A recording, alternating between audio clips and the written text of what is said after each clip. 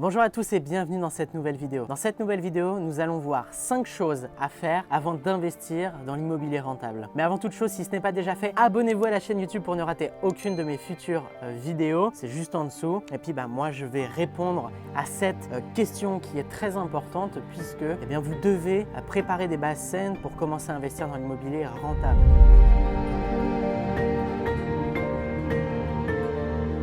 On ne commence pas du jour au lendemain comme ça en se lançant tête baissée parce qu'en se lançant tête baissée, on se mange souvent un mur et ça peut faire très mal. Et sur le long terme, vous allez perdre du temps et vous allez ralentir la croissance que vous auriez pu avoir en préparant bien le terrain. Ma réflexion, elle s'articule au travers de 5 points. Et le premier point, la première chose à faire avant d'investir dans l'immobilier, ça va être tout simplement d'aller assainir ses finances et d'épargner plus. Peut-être qu'aujourd'hui, vous épargnez déjà. Il va falloir épargner plus. Si vous n'épargnez pas, il va falloir épargner. Vous devez vous créer une épargne de précaution pour pallier les différents problèmes qui pourraient arriver lors de votre première acquisition. Ce qui peut arriver, ce n'est pas à supprimer. Mathématiquement parlant, statistiquement parlant, il y a peu de chances qu'il se passe quelque chose de mal si vous avez bien fait les choses, mais ça reste possible.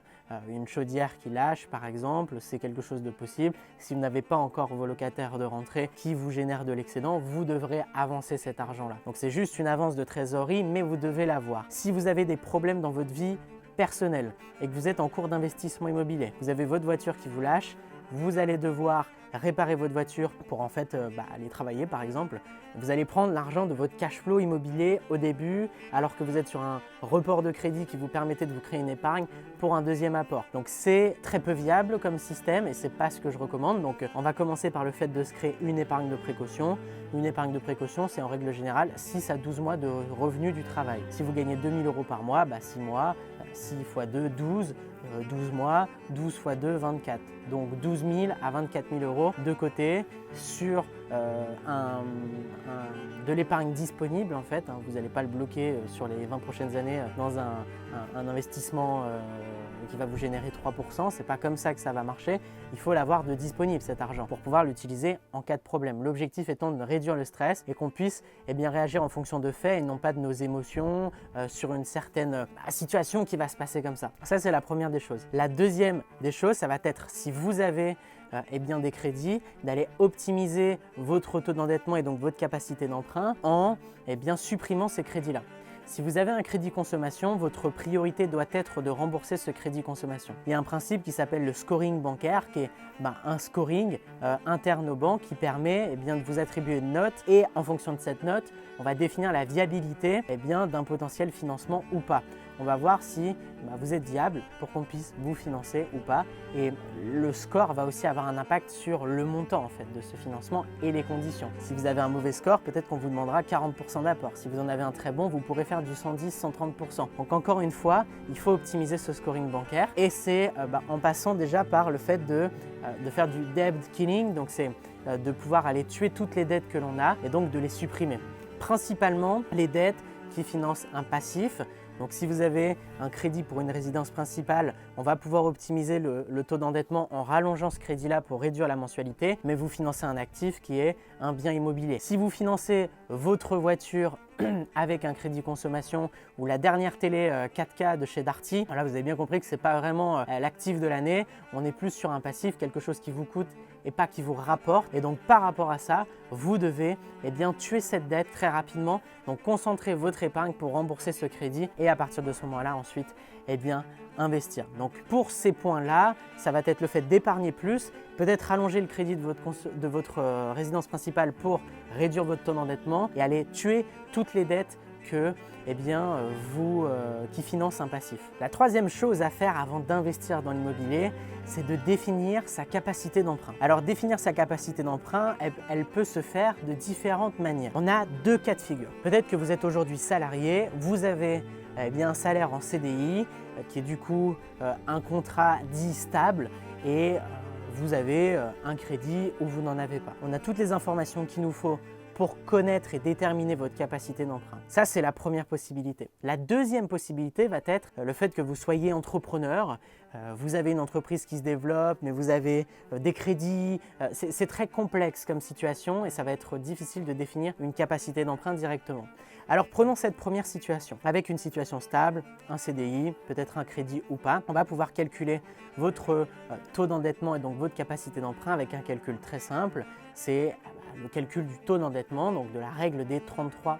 Donc la règle des 33%, c'est relativement simple. On va prendre votre salaire que vous avez avec ce contrat dit stable et on va calculer la mensualité maximale à laquelle vous avez le droit pour cette acquisition. Je vous prends l'exemple de quelqu'un qui gagne 1 600 € par mois. On prend 33% de ces 1 600 €, ça va nous faire 533. On sait que voilà, pour 520 € par mois de mensualité, et ça se calcule sur meilleurtaux.com dans le calculateur des mensualités, 520 € par mois, au taux actuel, on va être sur 20 ans, 100 000 € à peu près. Donc on sait que sur 20 ans, on va pouvoir emprunter environ 100 000 € si on gagne 1 600 € par mois. Et c'est pareil si vous gagnez 3 000. Maintenant, ce taux d'endettement, il est directement impacté si vous avez déjà des crédits. Par exemple, vous avez un crédit consommation à 150 €. On va prendre le calcul encore plus simple, 133 €. D'accord? À 133 €, vous avez le droit à une mensualité maximale de 533. On va faire 533 moins 133. Vous aurez le droit à une mensualité maximale de 400 €. Et pour savoir combien vous pouvez emprunter, vous allez sur meilleurtaux.com, calculateur des mensualités et vous mettez le montant, le nombre d'années et vous allez chercher votre mensualité. Vous voyez combien vous pouvez emprunter avec le baromètre des taux actuels. La deuxième possibilité, ou plutôt la deuxième situation, va être une situation très complexe d'entrepreneur. Par exemple, vous allez devoir faire un dossier de financement fictif. Donc qu'est-ce qu'un dossier de financement fictif? Eh bien c'est grosso modo un vrai dossier de financement avec un vrai projet, et ce n'est pas un projet que vous allez acheter. Vous ramenez un projet à 10% de rentabilité brute, donc un peu en dessous de ce que vous allez faire, et vous allez faire comme si vous vouliez réellement le financer. C'est un dossier qui va remonter au service pro ou au service des particuliers si vous financez en particulier parce que vous avez une situation très compliquée ou différente ou atypique, et vous allez voir ce qui se dit. Vous allez voir quels sont les retours en fait des banquiers, s'ils sont positifs ou pas, et quelles sont les offres que l'on va vous faire. Alors souvent on va vous demander un compromis. Ce qui compte, c'est d'avoir un accord de principe sur cette acquisition pour commencer. Et ce que vous pouvez mettre en avant s'il vous demande un compromis, c'est justement le fait que pour signer le compromis, le vendeur voudrait un accord de principe. Et ça vous permet de savoir tout de suite combien vous pouvez emprunter, et ça vous permet de vous diriger vers un projet qui va être raisonnable dans le sens où il est en adéquation avec votre capacité d'emprunt. La quatrième chose à faire avant même d'investir, ça va être justement de définir vos objectifs. Il est super important de définir vos objectifs pour être au clair sur la finalité, sur la destination de votre voyage de l'investissement immobilier à haut rendement. Parce que oui, si vous ne savez pas où vous voulez aller, vous n'y arriverez jamais. Et ça, c'est une vérité. Vous devez être au clair sur la finalité, l'objectif. Et vous allez ensuite définir une stratégie qui vous permet d'atteindre votre objectif en prenant en compte votre situation. Votre situation qui est le point d'avant, votre capacité d'emprunt. Donc on prend en compte votre capacité d'emprunt, on prend en compte vos objectifs et on va ensuite définir une stratégie. Donc ça, ce sera vraiment la première étape de l'investissement immobilier. Donc, définissez des objectifs clairs. Des objectifs qui sont datés dans le temps, segmentés, sur lesquels on a un vrai oui c'est atteint, non ça n'est pas atteint, une vraie clarté. Un vrai objectif pourrait être de vouloir générer 2 000 € de cash flow en un an. Ça nous fait 1 000 € en 6 mois. On sait que pour générer 1 000 € de cash flow en 6 mois, il faut faire 2 colocations tous les 6 mois ou un immeuble de rapport ou une colocation haut de gamme par exemple, ou une courte durée et demie. Vous ferez 3 courtes durées par exemple à l'année pour faire vos 2000, ça vous ferait 700, 1004, 2100 à peu près. Voilà.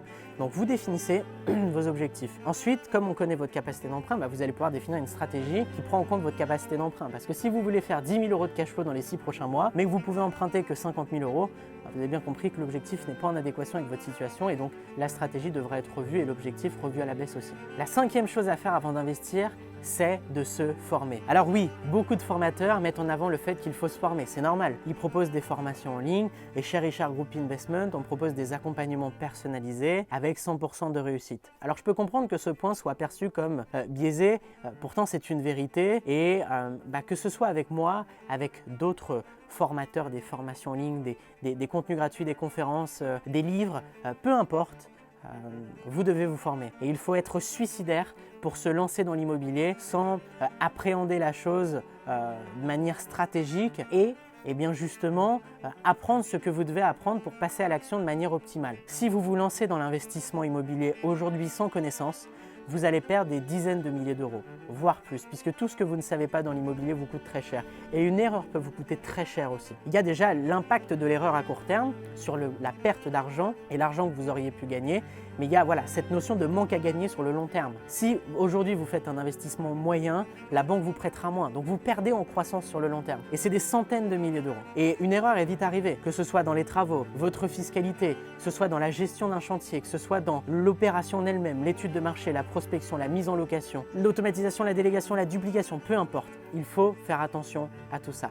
Donc prenez les choses au sérieux. On parle d'investissement immobilier. Ici, on ne parle pas d'un petit investissement à 30 euros. On parle de quelque chose de sérieux. On parle d'un réel changement de vie. Un réel changement de vie sur le plan personnel et professionnel. Si c'est bien fait, si c'est mal fait, le changement de vie peut être présent, mais de manière négative. Alors faites bien les choses, faites-les de manière professionnelle, mettez de la conscience sur toutes les actions que vous posez et formez-vous. Et le gain de temps que vous allez avoir et d'efficacité et d'efficience en passant à l'action, en étant formé, va être juste énorme. Voilà, j'espère que vous avez apprécié cette vidéo et ces 5 points que vous devez absolument maîtriser ou mettre en pratique, en action avant d'investir.